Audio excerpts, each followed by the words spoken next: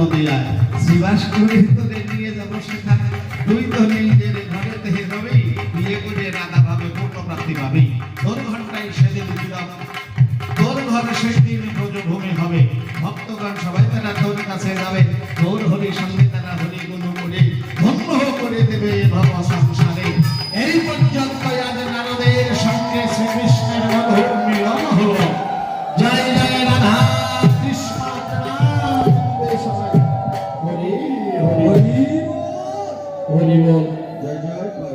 Hari বল জয় জয় জয় জয় Radhe.